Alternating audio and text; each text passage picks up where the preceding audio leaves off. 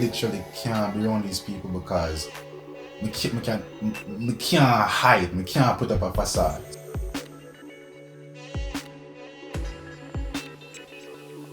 Age 8, 9, 10, 11, 12, when I was going through emotional things and I didn't need somebody to help me understand how to process my emotions. Nobody was there. So what that tell me now, I just have to keep it to myself. And just deal with it. And then now I grow up now, believing, finding, still needing that emotional expression, which is why I feel somebody I look for so many avenues. But one way I see that affect me and a lot of men is that we grow up and then we start finding the only way we know if express our emotions or feel emotionally fulfilled is through sex, right? So that's why me feel say a lot of I was very hypersexual. And man, we look at me and say, enough Jamaicans don't say, yo, we just hypersexuals. But really, when I preach, I say, bro, that's really the only way enough man know how to express love and feel love. And I see that in enough of my relationships. And I couldn't preach till like these last few years because one thing where I can say, most of my earlier girlfriends did always have a complaint about it. Say, yo, like it's like the only way you know how to express love to me is through sex. Me never know nothing about quality time and the love languages. Them things never fulfill me, bro. Yeah. You want to talk so we can get there. You know what I say? Want to go to the movie so we can get there. Yeah. Other than that, bro, if that now come at the end of it, that is not valuable to me. But then now 3 years ago, I tell them I decide say, yo, man, I'm gonna be abstinent enough. Like, I really I gotta do it. That is like it start changing my perspective because now that was no longer on the table with women. So I say, well then what else would I do? Them time now I say, okay, you start trying to find out like what else is there. What else? Not if they might have to me. I say, well when if I not have sex, so what else I gotta do? Like where I said then, like what? So then that really start reform perspective and make me realize that okay, like for a long time I didn't have any other way to express love but through that. So them things are like me I heal through is like actually just being more emotionally expressive and not only emotionally aware but also emotionally available. That part didn't availability. Yeah, like being there for somebody and I tell her like that's something still I try to figure out because sometimes you don't even know what to say or what to do to be there. Yeah. Because and maybe it's because nobody was there for you. Nobody was there for us, so which point are reference to have, you know? But yeah, my friend give me the distinction because as I said, I'm a very emotionally aware person, which is why I feel like a lot of people are drawn to like. Which is why I did feel it for the Uber driver. Yeah, isn't it? I'm aware, but remember one of my girlfriend and tell me not my girlfriend, but a friend who's a girl tell me say, yo, there's a difference between being aware and available. You can emotionally aware, like me can aware of yo, I'm feeling sad and I'm feeling sensitive and we can express that. Or you are feeling this and it, but available, like emotionally available as in I will allow you to be here for me in a sensitive time. Is it me I say like them that part that because you're used to internalizing your issues and handling them by yourself. Yeah. So man, you know make a true life with that, man. Tell them cause this life gonna beat it down until they realize that bro, you need people. And you need people. You get to a point, I know it's experience sometimes, it's like, sometimes we have friends, but it's like you reach a point where it's like, yo, I literally can't be around these people because I can't hide, I can't put up a facade. So it's either I can be around somebody where I can really just be real with or not be by myself. And enough people I feel say like them time that them just recluse because they realize that bro, we're a friend and we're parent, we laugh and we hype and we party, but then when get real, bro, when things get real, it's like yo, who can I really speak to? Like who can I text? And I was thinking about that like last night. I think last night or the night before. Like when I was talking to Travin about the whole thing and us talking and you know like the energy it gave me and whatever. I say yo like sometimes I go through my head and I'm like who can really like tell my problems, you know? You can't tell everybody, but you can't tell everybody, but who's really going to give you the response that you want or need? And as I said, with the whole emotional availability thing, it also speaks to being emotionally available for other people. So in my head, some people just don't know what to say to cheer you up or don't know what to do. But sometimes you just want somebody to vent to, like you just want somebody to talk to. Like I think that's why growing up I always like to be around people because sometimes you go through some things and I mean you'll handle it or it will be dealt with. But sometimes you just want you just want people energy. We don't even have to talk about the situation, but just being around people sometimes. Right. Yeah. I feel because I've been around people and like both of them on phone or I do something, but just the fact that you're there and like being in the person's presence. Like I had two friends and like sometimes the chair in the room and we didn't even talk to each other. Meaning we don't really say nothing to like all the way up on phone. But me would do that every like with those two people I would do it every day. Those are my favorite types. Like me that do that every day just because like when I come home from work, pop my bag, I'm just gone. Because like just being there, like in the presence of those persons, it was like top tier. Yo. Yeah. I think the true test of any friendship is silence. Like can we be around each other without even like talking about nothing or just like just exist in each other's presence? Yeah, I feel so. And without feeling bored. Yeah, or feel like you have to fill space. Like because me there that than a party. Me tell the truth, like than going to a party and I'm not a big on parties and whatever, like brunches, like but like me rather just there on my friend them and just day. Yeah. Than go out with a bag of people. And I think it's important for us to find persons like that and surround ourselves. Yeah, I feel like the real test of friendships for me is silence. Like how well we can exist without me feeling the need to entertain him. And I like feeling like entertain. Yeah. You know what I mean? I feel you like what can I do to make sure this person doesn't feel bored? Yeah. When really and truly, if you're my friend, like just being in my presence should be enough. Right. Like I am the gift. Yeah, as I'm telling you earlier, bro, I'm very low maintenance, bro. I'm just like their own people I'm I care about, bro. I don't need a favor. Yo, you wanna watch this? You want, bro? Just make it. But man, at first we gotta check though. You're good. You're good. Yeah. I'm sure you're good. Alright, whatever. But so my question. I think you can sense. Continue. But I gotta ask you a question. How do you think you find people like that? I think it's tests.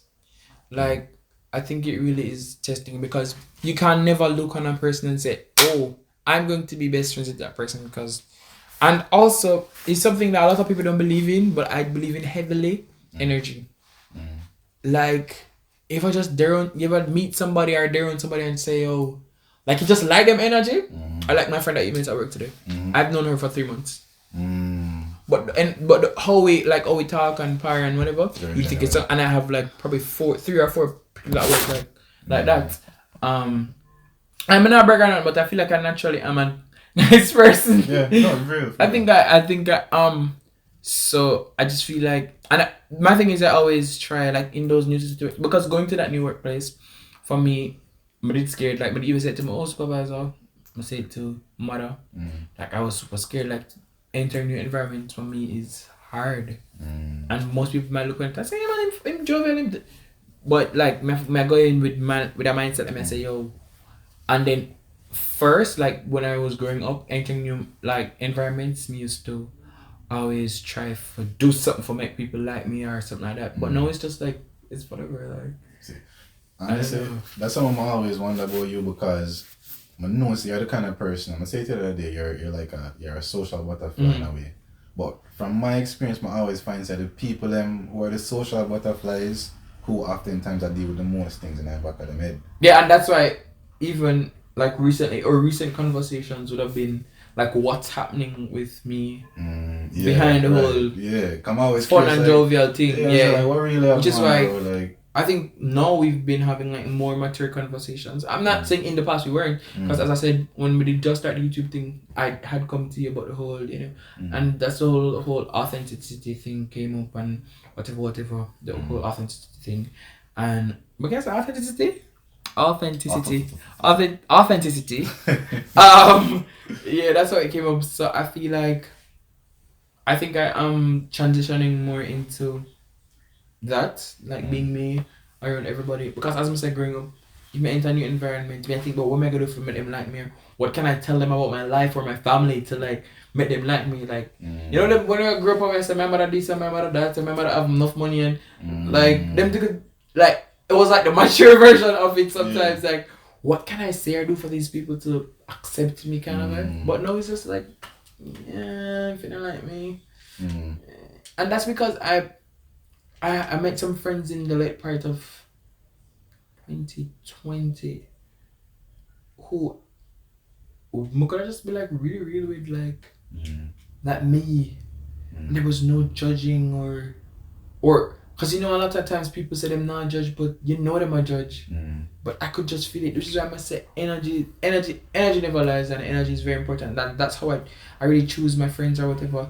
Of course, look at character actions, what them do, look at characteristics, look at characteristic traits or so. Like, you know what you don't want to surround yourself with.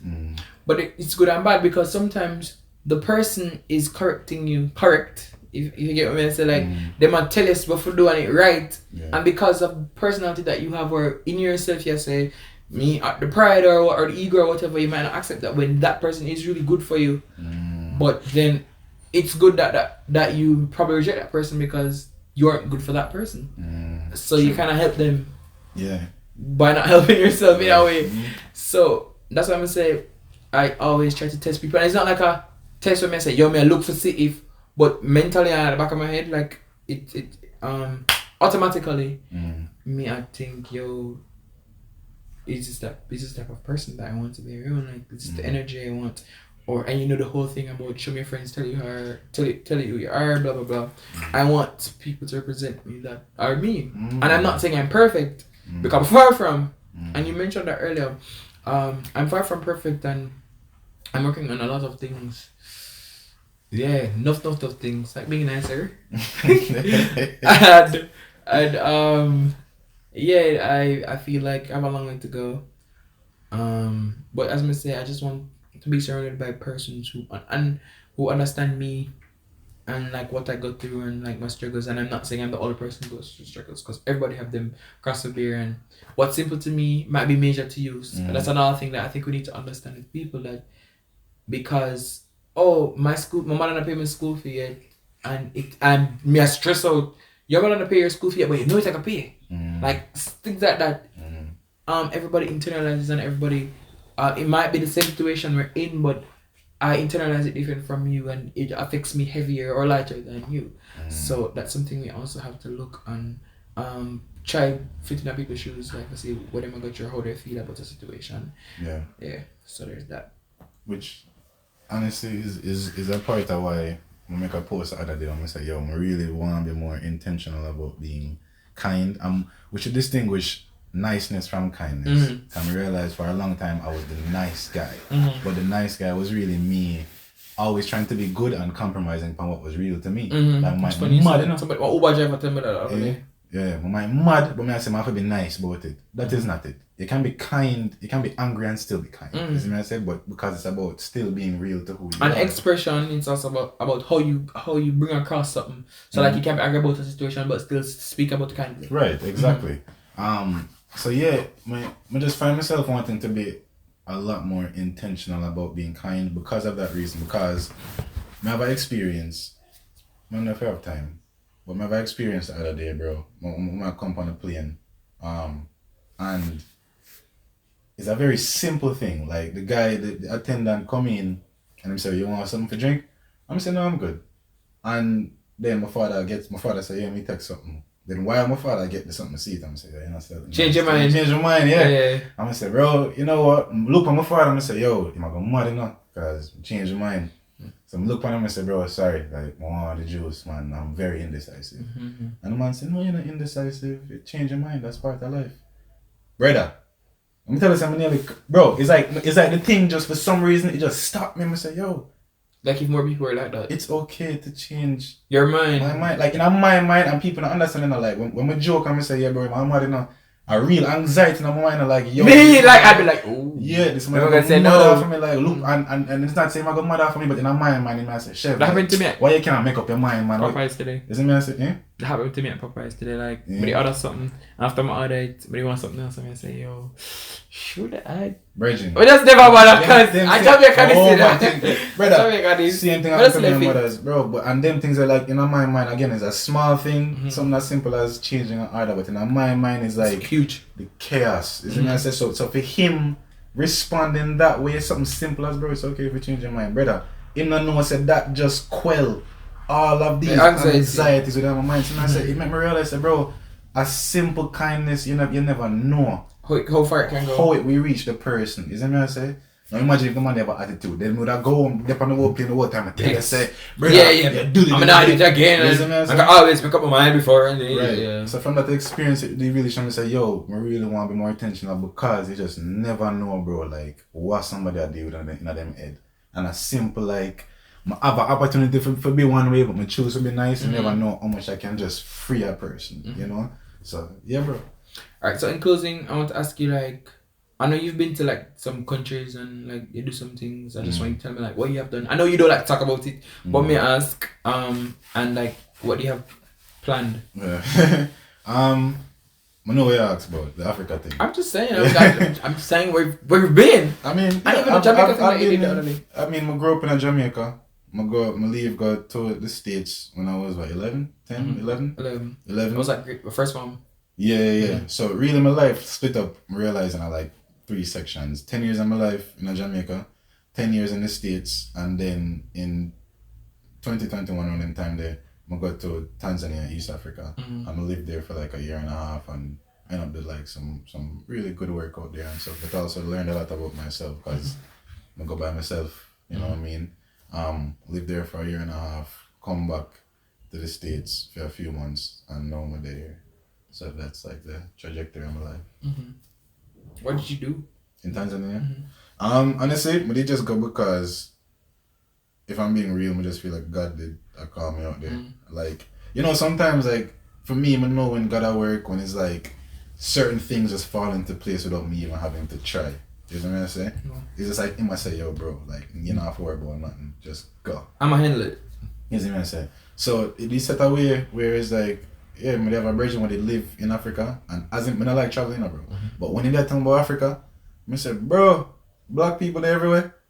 Everything I talk about, I said, bro, man, go. Like, I want to go. But then I look it up. I never look up prices for tickets for go to Africa. I look it up, I say, bro, but this feasible. And you're like, I can afford this. Yeah, this reasonable. And but even anytime anxieties will come to my mind, bro, but Omega this. Omega whatever. It's All like Omega God stay like just Omega. lock it off. When I say, yo, where the money I come from, literally that week, a paycheck come in from a job I made months ago. When I not even remember, and it's the exact price to cover the ticket on my Airbnb. Yeah, them things there. Yeah, that's on a regular, you know. So I'm go out there, I never know what to expect. In the same way that I'm here now, I'm gonna know what to expect. I just know, say, yo, I got something for that. So I'm gonna go out there, and then it ends up turning out that I'm still a process what that experience was because I lived there for a year and a half. So, you know, so I'm gonna have highs, I'm gonna have lows. I'm gonna tell you, I'm gonna have lows, bro. Out there, so I've never once been at a point before that when we can say, yo, when I did really kill myself. Like literally, I'm gonna get to a place in my mind one night, I'm gonna say, yo, it's not even just a thought. It's like, yo, I'm going what's the quickest way for doing this? Yeah. I say, all right, bleach. You see what I say? But going through those lows is like, it bring me to a level with God, on a level where it's like beyond what anybody could have tell me, beyond what type of your own experience. Just on a real level, bro, because I see God show up for me. Like, I'm gonna say the worst of myself too, you know, bro. I'm gonna see myself ready for do some horrible things I might even think I was capable of when I reach them lows there. But then in those moments, I see God show up to me with a certain compassion, certain love. And you know, say growing up in a church, I think say when you do certain things, God go come with a belt. Yeah. So when I expect the belt, you get love. And God come with love, it really shift my whole perspective because I say, no, God is different from the God way. Them teach me. You see what I say? So that it really just shift me upon every level. Spiritual, mental, physical, everything. So I'm still even now a process, but it changed who I am in regards to my relationship with him and my life. And then outside of that, of course, we do like missionary work, like we build a school out there. To me, that's not something for my boss about. That are things for the people and what it affect and them know what's going on. But yeah, bro, like when I said the biggest thing is like just what it built in me as a person. Awesome. And like, what are your plans? Like future plans? Just to make no. You go to win. So right now, I can say I'm there, and I'm just there for what God has for me. I don't know what it is, but I can't tell you that. But I just know, say, yo, this is where I'm supposed to be. I'm just glad to be there home because I haven't felt at home for a very long time. Like being here, brother, like I just feel like I'm there. I'm supposed to be there. So I have whatever God has for me. I definitely want to work with people, create with people, just share with people, connect with people. But you know, whatever I got have, I'm there for you. Well, yeah. I was like, I'm hopeful. So, thanks for coming through. I mean, even though you did very clever choice, but I will still say thanks because I'm being intentionally nice. Yeah. I'm gonna say thanks, and that was genuine. But yeah, for real though. It's one of the conversations that we would have with each other. But I said, all right, we always talk about them things together. Let's share it with other people. So bless, thanks, and thanks guys for watching. Yeah, respect for your platform, bro. Like really respect for your editor.